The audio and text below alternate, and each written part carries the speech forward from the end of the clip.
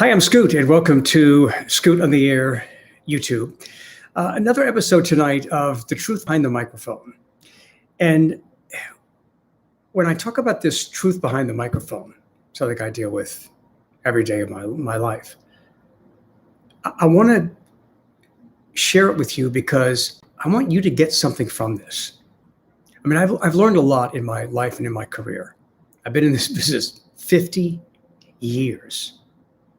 I know, a long time. And I've learned a lot. I've paid attention along the way.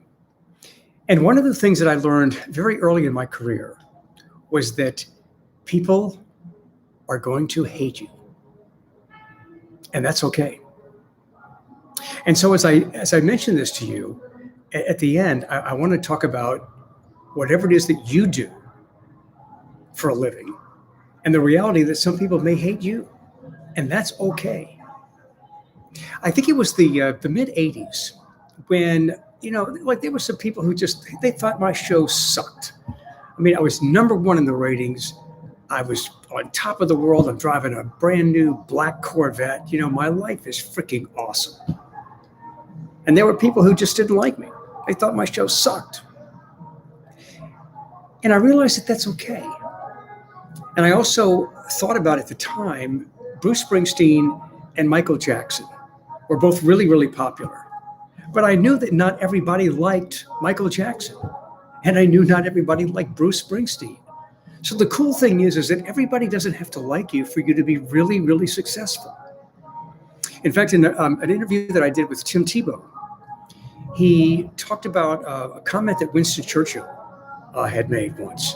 And it was something along the lines of, if people don't hate you, then you don't stand for anything. You're not really standing up for anything. And so in taking positions, whether it's on pop culture or politics, in taking on issues, there are people who are going to dislike me and not like my opinion. What's interesting about the world today is that the hate is so deep. The hate gets so personal. And, look, after a while, look, I'm a human being. Sometimes it gets to me a little bit, but I don't let it really get to me much. I never lose sleep. And I mean, I've got people like, especially with text messages, who will send really personal stuff because they disagree with my opinion. So there's a lot of hate in the world. In fact, I also have noticed that whether it's people you work with or your competition or people that disagree with you, people will hate you because it makes them feel better about themselves. I've learned this in life. There are people who will just absolutely hate you. There are also people who will hate you because you are a threat. I always took any malcontent toward me as a compliment, whether in the business or outside of the business. I thought, this is a compliment. It means I'm a factor. And so if there are people who don't like you, chances are it means you're a factor. I mean, maybe you're not an asshole. Yeah, I mean, some people are just assholes. If you're not an asshole and you're just doing your job and you're doing what you think is right, and not everybody agrees with it, and people don't like you and even hate you, that's okay. Because a lot of people are not going to like you out of jealousy. Or again, they want to hate you because it makes them feel better about themselves.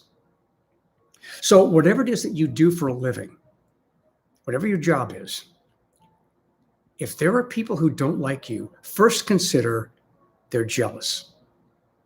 They're envious. They might want to be you, and they're not you.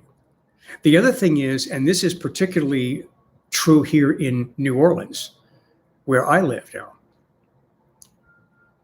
there is a tolerance for mediocrity here that is rather overwhelming. And I noticed this very, very early in my career. And it's true today. It maybe has even gotten a little bit worse. So there are people who are threatened. If you do a really good job and work really hard, there are people who are threatened by that. Hey, man, that's a compliment, right? If you're doing a great job, there may be people who are threatened by you, and they don't want you to do that good of a job because they don't want you to make them look bad. So do a great job, be a peak performer, and if somebody hates you, take that as a compliment. I mean, wear that as a badge of honor.